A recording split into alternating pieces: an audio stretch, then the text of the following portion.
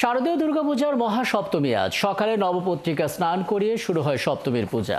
নবপত্রিকা মানে 9টি উদ্ভিদে দেবীর কল্পনা। এরপর দর্পণ স্নানে শুরু হবে সপ্তমী বিহিত পূজা। মণ্ডপে মণ্ডপে পুরোহিতের মন্ত্র, সাথে ধূপ, পঞ্চপ্রদীপ, উলুধ্বনি আর ঢাকের বাদ্যের সঙ্গে বাজছে শঙ্খনাদ।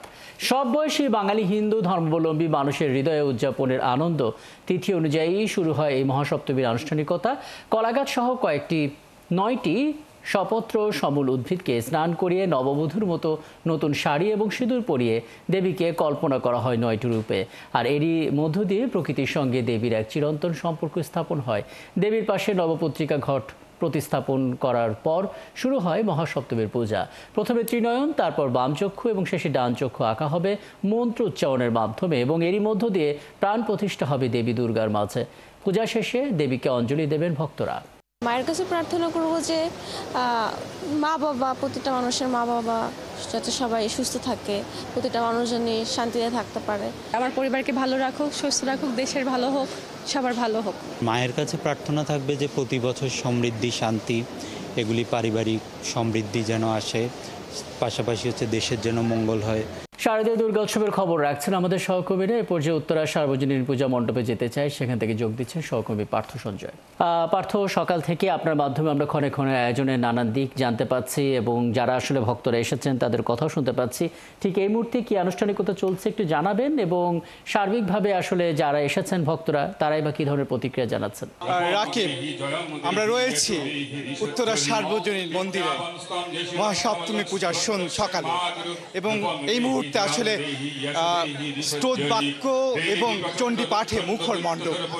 এর মধ্যে আপনি যেমনটা বলছিলেন, নবপত্রিকা প্রবেশ হয়ে গেছে এবং তারপর দর্পণ স্থানে মায়ের সপ্তমী বিহিত পূজা অনুষ্ঠিত হচ্ছে এবং কিছুক্ষণ আগে চক্ষুদান হয়েছে।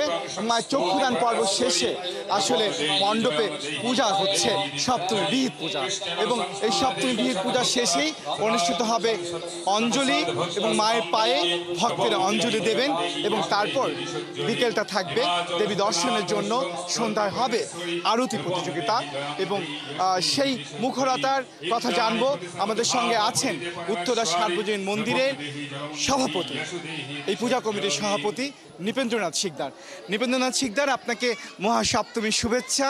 জানতে চাই যে এই অঞ্জলির পরে পূজার্থীরা প্রসাদ পাবে এবং তারপর কি আনুষ্ঠানিকতা আছে, সন্ধ্যায় দেবী দর্শন আছে, আরতি প্রতিযোগিতা আছে, এই মণ্ডপের বাকি সব কিছু আপনি একটু আমাদেরকে ধন্যবাদ। আজ নবপত্রিকার মাধ্যমে আমাদের মহাসপ্তমী পূজার সূচনা হয়েছে। এখন চণ্ডীপাঠের মাধ্যমে পূজা চলছে, ভক্ত সমাগম আসছে।